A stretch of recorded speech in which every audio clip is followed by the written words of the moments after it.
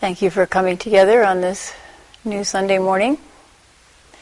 This weekend we had a wonderful workshop on color calligraphy with our guest teacher, Kaz Tanahashi. Thank you so much, Kaz, for coming to the monastery once again and teaching us.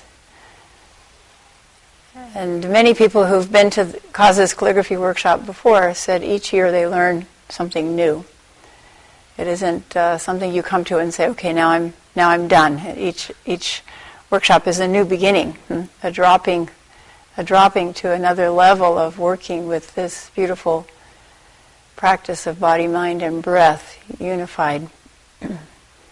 So I encourage you to come back again, and I really encourage those who haven't experienced the workshop to talk to those who did come to it and think about saving some time next year and some money, some cash, and coming to this wonderful workshop. So much we learned, huh? Not just how to put some color on the brush and put it on the paper, but so many layers underneath that. Maybe we can convince Kaz to come back twice a year. And many people came who are artists.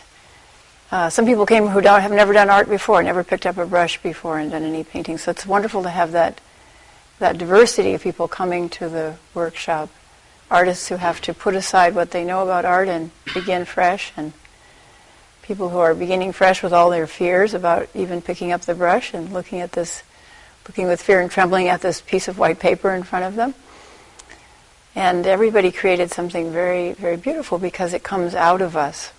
It's not something that we put on the paper, but something that emerges, especially when we do meditation in the morning and then come and sit quietly. That's one of the beautiful things about this workshop. It's a meditative workshop because we're not all talking all the time. We're really quiet and focused as we're doing the calligraphy, the brush strokes. I began the workshop with a quote from Dogen Zenji, one of my favorite quotes.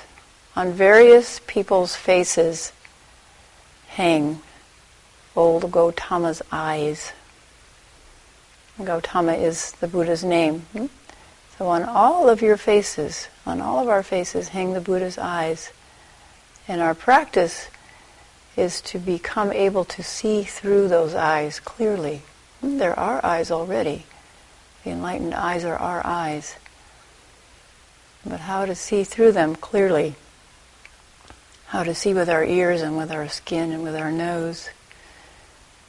The quote goes on various people's faces hang Gautama's eyes, but still they beat their breasts with fists in empty grieving. So much of our life is spent in grieving. And the Buddha said that this is something that we have to set aside to do our practice.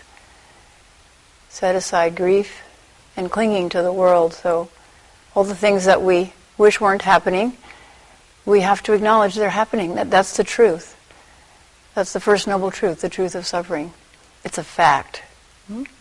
We can feel about it many ways, but it doesn't matter, it's a fact. So the Buddha said we have to accept it as a fact, and then how do we live? If we're not always living in opposition, trying to make things happen a certain way, to avoid certain things. Many people live their lives always trying to avoid things that are difficult for them. But the Buddha said all of that has to be put aside. If we want to see through old Gautama's eyes, we have to put aside clinging and grief for the world. That push and pull of I want it this way, I don't want it that way. We have to accept. In this moment it is how it is. It doesn't mean that we don't work for peace, as Kaz does. Kaz is a person who works very actively for peace on many fronts at one time, not only within himself, which is where it begins, but also in the outer world. He just came back from Nanjing, where a terrible massacre occurred during World War II. And only now, after almost 2 generations have passed, is there the ability to bring the Japanese and the Chinese people together to begin to discuss this. So this work of reconciliation has to go on over generations. We have to pass it on to other generations to do. When the acute enmity and bitterness dies down, as when we went to Hiroshima and Nagasaki, then we can begin to talk and to share our mutual sadness that this is the way the world is. Acknowledgement, this is the way the world is. And what are we going to do? But first we have to acknowledge this is what happened. This is how it happens in the human world. But not to add anything extra to that.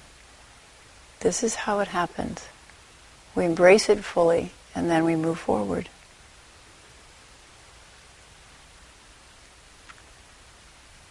In Zen practice, we often talk about the tension of opposites. And many people experience that this weekend. This tension of opposites where you really, really want the character to come out a correct way. You keep trying and trying and trying, but then there's a releasing that happens when it begins to just flow through you, especially at the end of the workshop. We use this giant, uncontrollable brush. And somehow it just flows. And then these amazing, amazing things happen. So this tension of opposites that Kaz taught us of practicing over and over and over again the ancient characters. Over and over and over again. Kaz said he's had a whole lifetime of practicing these characters, and the gap between him and the ancient masters keeps getting wider. So we accept that we practice over and over and over again, learning from the ancient masters. And we bring to it a new creativity and spontaneity like this, like the color and the huge brush. But we started, as you know, in this workshop, practicing the classic characters the classic way. So it's like every virtuoso pianist practices the scales. We always go back to the essentials. So in our practice, we always go back to breath. We always go back to that single stroke of the out-breath that strokes our life, brings our life into its full color and form. And then we lift up, just like we lift up the brush, we lift up into emptiness, and we're poised there for an instant where anything is possible. And then on the out-breath, our life comes into full bloom, this moment of life. And then we pick it up, let it go, empty it out, and then another stroke, another breath.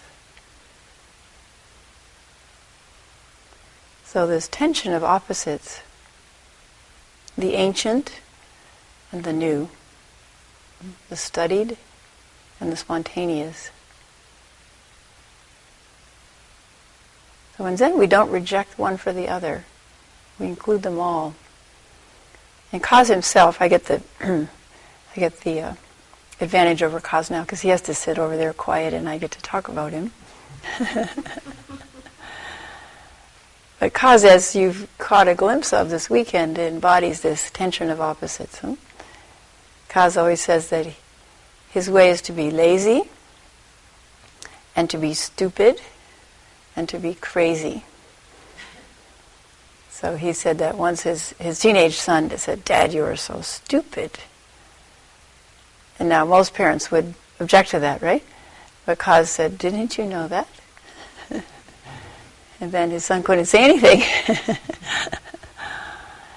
So we spend so much energy, if you think about it, resisting being lazy, being stupid, and being crazy, right? How much energy in our life, in your life, do you resist being lazy, being stupid, and being crazy? We don't want to be perceived that way. So if we yield to that, if we accept, yes, I am innately lazy, and I am stupid, and the gap keeps getting wider year after year, and I'm totally crazy. One psychiatrist who did his first 7-day meditation retreat at the end said, if I let anybody know what was going on in my mind, I'd be institutionalized.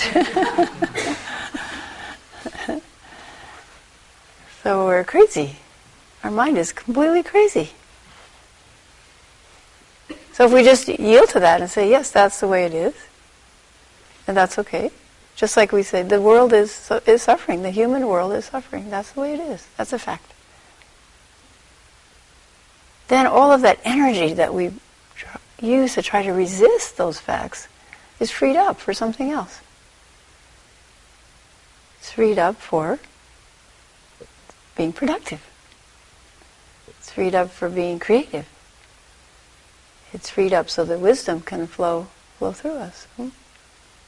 That prajna paramita. Last night Kaz did 3 characters, Kai, Jo, A. Very beautiful characters. So Kai is this square, rectangle, the precepts.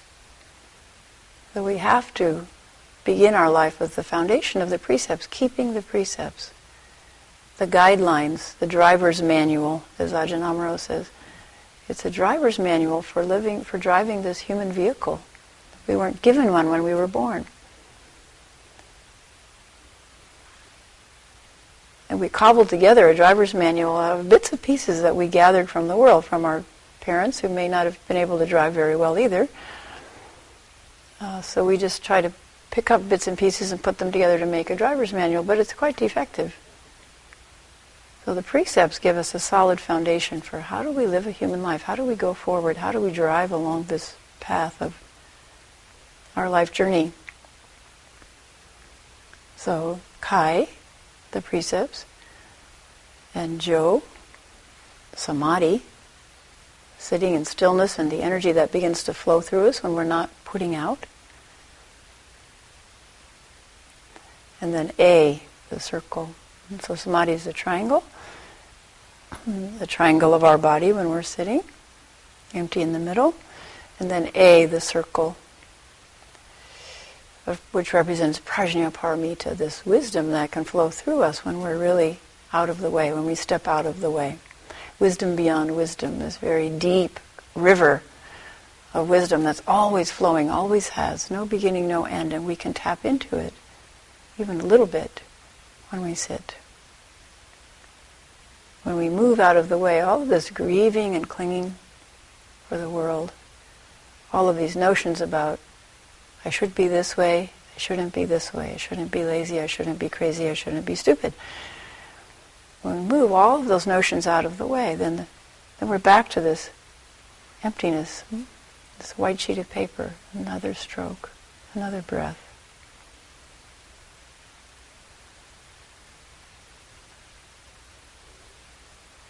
We were asking Kaz, or I prompted Kaz to tell us a little bit about his day, because Kaz is in his 70s and one of the most protective people that I know. Most people in the workshop don't even know this, but Kaz is usually working on several books at once, maybe several dozen books at once. And he's written many, many, many books. So, and then he has all these peace projects going on around the world, and then also his artwork, and then he translates Dogen Zenji. So even though he says he's very lazy, and he practices the way of laziness and stupidity, there's a lot flowing out of that laziness and stupidity. So in asking him about his day, I prompted him to say what I know is that he gets up early in the morning, and the first thing he does is the most difficult thing to do. Now, most of us would keep putting that off, right? Procrastination becomes a habit. And so all day long we're worrying about it, because it's in the back of our mind. Oh, there's this thing I should do, but I really don't want to do, and when can I do it? And we get all tied up about this thing that's so difficult to do that we don't want to do. So if we take that and put it in front of us first thing in the morning, then just do it. Then, as he said, the rest of the day then is free. It's kind of given to us free. The rest of the day he can be relaxed. So then if, the schedule changes or people call up unexpectedly or arrive unexpectedly, it's not a problem. Because that thing which was binding up our energy is taken care of. So this is an amazing way to be lazy. This tension of opposites, do the most difficult thing first. And then the day flows from there. From that release of tension, of energy, of anxiety, fear, worry, distress, suffering. So Dogen Zenji says, time after time, scoop up the toads and jellyfish in your net and have them put their minds to jumping free of the net. So the toads and the jellyfish, all those things that are stirring in our mind time after time, scoop up the toads and jellyfish in your net and have them put their minds to jumping free of the net. So you scoop up the most difficult things and have that energy become free and available to you, to jumping clear of the net, to reach the shore, to reach that other shore, the shore of freedom, the shore of spontaneous creative activity. But this takes this time after time, practicing the same characters time after time. And then comes the freedom, the jumping free. So time after time we return to the breath. Time after time. There's an illusion, I think, when you begin meditation practice and practice that, I'll learn how to do breath practice and then I'll graduate to something else. I'll graduate to koans or tantric practice. That's what I want to do. One of our friends who's from overseas says Americans are very difficult to teach because they always want to jump to the most difficult practice first. They want to skip the preliminaries. But the preliminary is the foundation for our practice. It's the wide foundation for our practice. So we can't build on practice unless we keep returning to the foundations over and over and over again. Like Kaz looking, as you notice, when Kaz puts a template in front of him of the old Chinese masters of calligraphy, he doesn't just glance at it and then do calligraphy. He looks at it, starts his stroke, looks at it again, starts his stroke, continues his stroke, looks at it again, continues his stroke. So always referring back, time after time, back to the masters.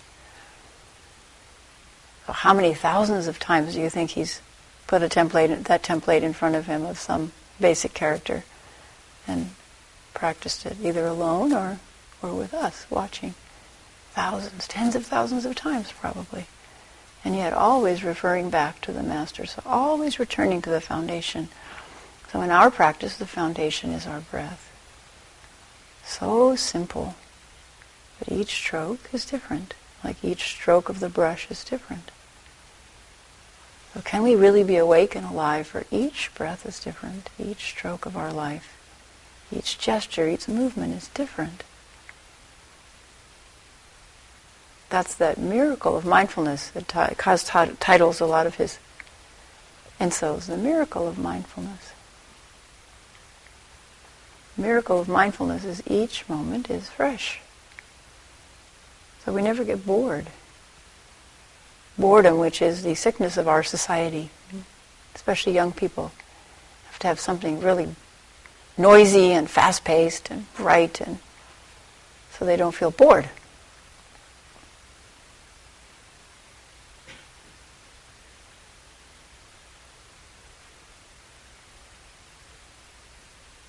You worked very, very hard to avoid boredom. You end up in places like prison, where you have to come face to face with boredom. The very thing we run away from is the thing that we will have to come face to face with. So this tension of opposites takes some amusing turns. This tension of opposites that we embrace in Zen practice takes some amusing turns. For example, Kaz has a very beautiful and very talented daughter who's now working in the movie industry. But Kaz was telling me that she's working she has a major role in a film now. And I said, well, what's the film about? And he said, it's a violent film. Right, Kaz? Yeah. So isn't that interesting? Here's her father, who's a peacemaker, peace activist, and then she's exploring this edge. So this tension of opposites also happens in a family. So you may have a family in which the parents are very concerned with material security, maybe because they grew up during the Depression. And then their children get to explore giving up, renunciation, right? And then if they have children, they'll be stockbrokers, so it's like or CPAs. So this tension of opposites is not just within us, but it happens also within a family or generation after generation. We get to pass the ball back and forth, this ball of how we play life. It's very mathematical. There's another Zen teacher, very dedicated Zen teacher who lives a very simple life, very stripped down, and one of her daughters is a porn star, and really believes that that sexual pleasure is the way to happiness in life. So there's two wonderful contrasts, and they love each other, and they really embrace each other's way of being in the world, way of leading people to happiness in the world. Interesting, huh?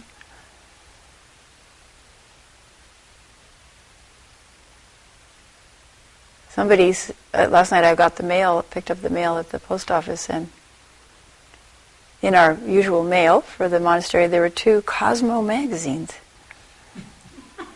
which are like 6 wild and sexy sex tricks to keep him happy.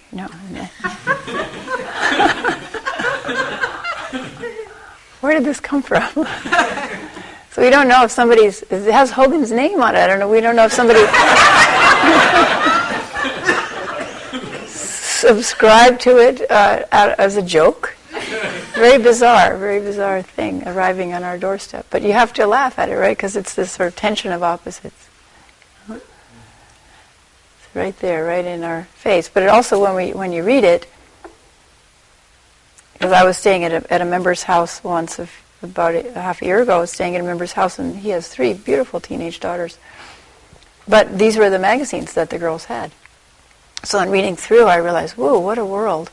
What a world they're immersed in. Here they're 16 years old, and they're reading 6 sexy tricks to keep him happy, and they don't even have boyfriends yet. So what are we feeding in? We have to really be aware of this. And how is it received? How do you take that information when you're 14 or 16 and then stash it away for when you need it? I don't know.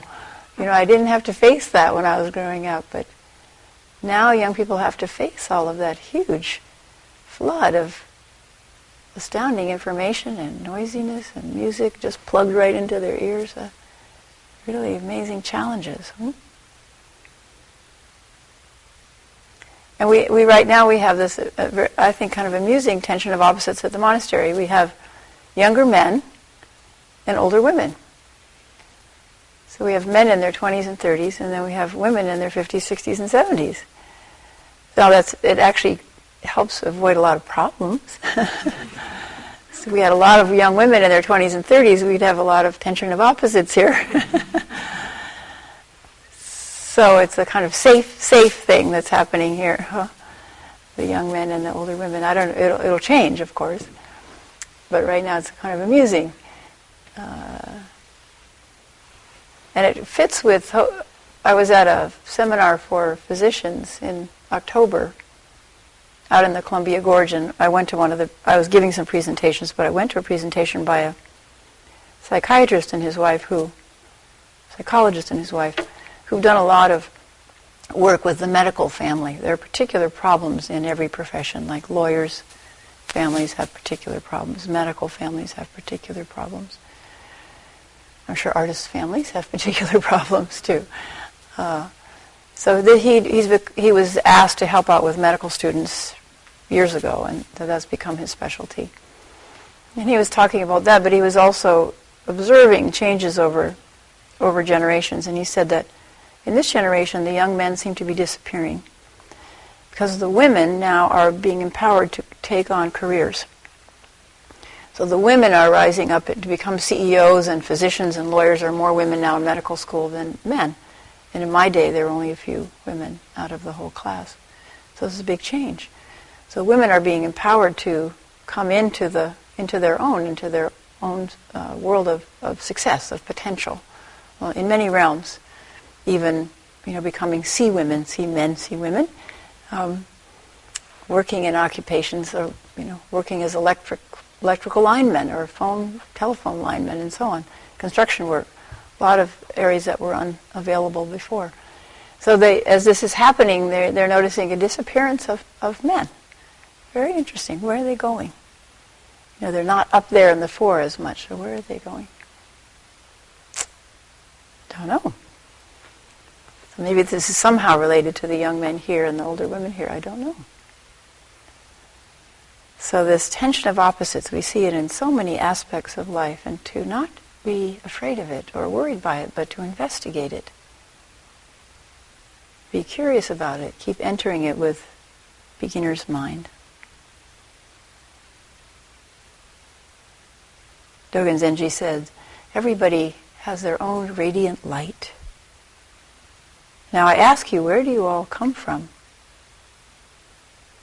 The radiant light allows the radiant light to respond. Everyone has their own radiant light, and that was so evident in this workshop this weekend. Because each person's calligraphy revealed their inner light. In Dharma school, we just had Dharma school for the kids here, and we sing this song, which most of the kids know, "This little light of mine, I'm going to let it shine," and then the next verse is, "My brothers and my sisters, I'm going to help them shine." So we talk with the kids about, well, what is your light?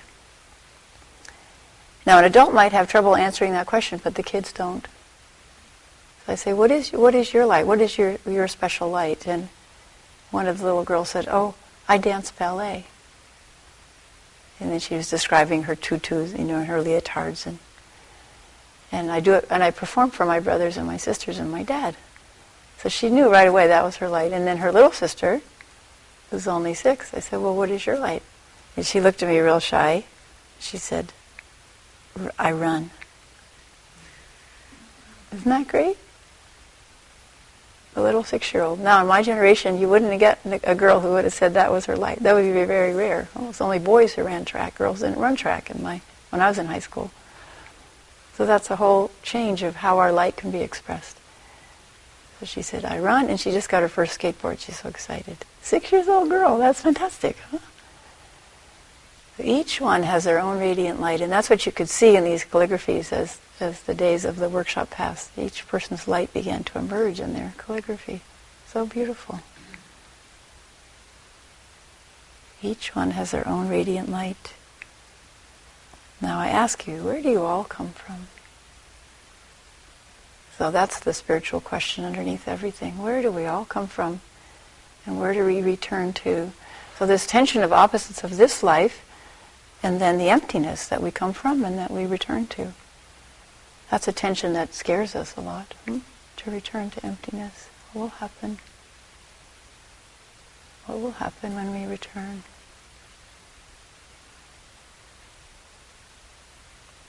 Again, children can inform us, having so recently come from that emptiness. So there's a little boy who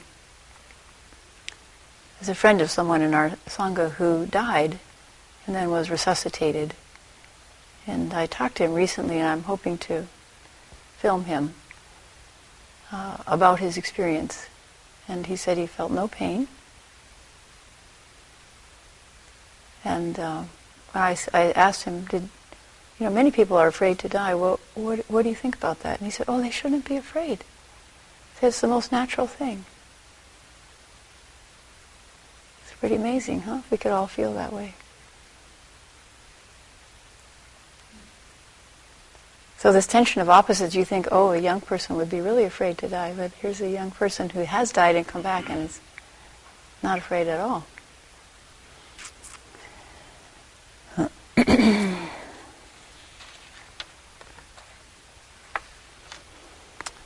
So I wanted to show you at the end of our workshop, each of us got to show what we had done, our calligraphies, and I showed the two of mine that I like the best, and I want to show them to everybody.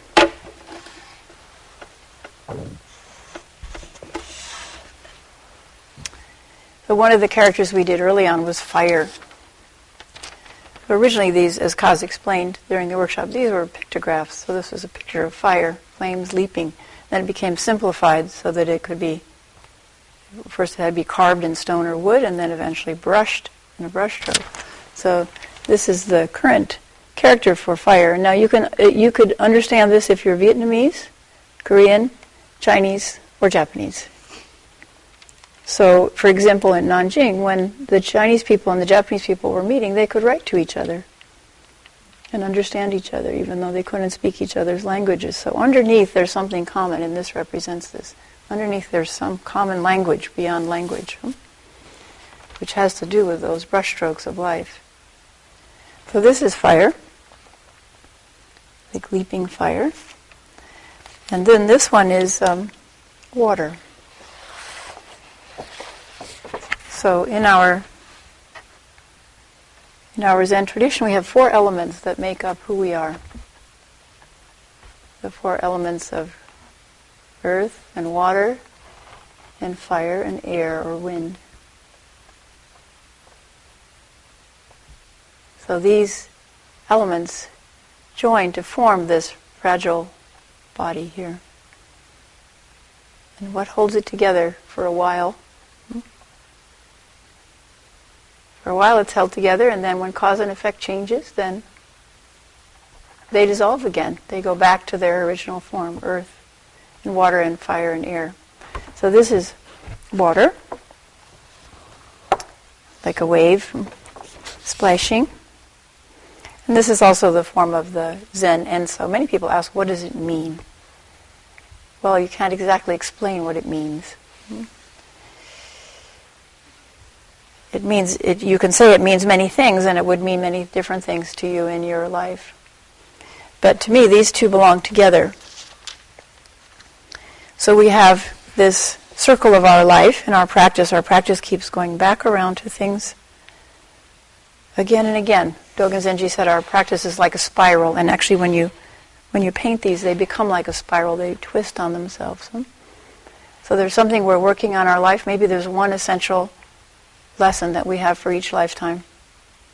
And we work on it for a while, and then we release it. We let it go. We let it integrate into our lives, whatever insight we've had or movement we've made. We let it integrate into our life in what appears to be a resting period. And then, whoop, there it is again, the same issue. Gosh, I thought I'd solved that one. It's like when you're doing brush strokes, and first it's really hard, and then it becomes easy, and then you go back and it's hard again. You're making all these mistakes. So Kaz would always say, "Are you getting worse?" So that's what practice sometimes looks like. I'm moving backwards. I'm getting worse. But it's just you're coming around to the same fundamental thing again. Okay, now I need to work at it at another level. So that's this circle, which is actually a spiral. And the color, when we do it with color, you can see that spiraling aspect, the folding in on itself again and again. We fold back in and we look inside. What is it that's there that needs to be worked on? So this also represents our essential emptiness. So in the center, when we really go deep, is emptiness, around which are formed earth, water, fire, and air. So there's this flowing water, this flowing life around this essential emptiness. But this is where Prajnaparamita is, where we can touch it. By going through our form, through our mind, out the other side, through our fears, through our grief. We have to go into it and then out the other side. And then out of this emptiness is empty, but it's not empty. Because this is like a cornucopia. Everything flows out of this. That's why it has a little gap here. So everything can flow out. All things return to the One. What does the One return to? Returns to all things. So again and again, that has to be our practice. To sit down, to return to emptiness. To stand up and return to form and activity. To sit down, return to emptiness. Potential energy. This emptiness is not a black void, it has an aspect of black void. Emptiness has many, many aspects.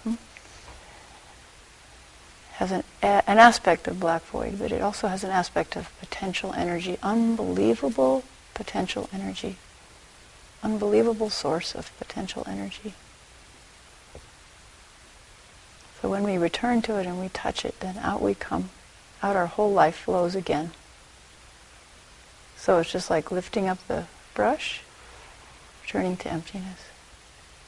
Beginning a stroke, returning to all things. So Dogen Zenji says, I love this quote, life has no place whence it comes. And then I added a couple words here. Dogen Zenji said, it is like putting on pants. So I added, it is like the invisible man putting on pants. Life has no place whence it comes. It is like the invisible man putting on pants. So when we assemble these four elements, it's emptiness putting on pants. It's emptiness putting on color and form and movement. Again and again and again. So these two I like to put together. This is our practice. So at the heart it's empty, but it's also fire. It's this fire of determination to really go deeper and deeper and deeper, endlessly. To return to the emptiness, and then back into the form. And then this, our determination to never stop. You can always go deeper. Our potential for clarity of mind and openness of heart, I think, must be infinite. So always we keep going.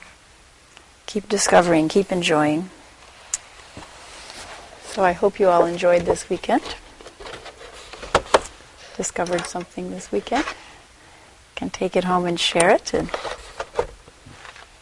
let it manifest in this life. Though this whole last quote from Dogen Zenji, life has no place whence it comes. It is like the invisible man putting on pants. However, our face is solemn. Therefore it is said the 10,000 things return to the one. Death has no place to go. It is like taking off one's pants. However, our traces are dropped away.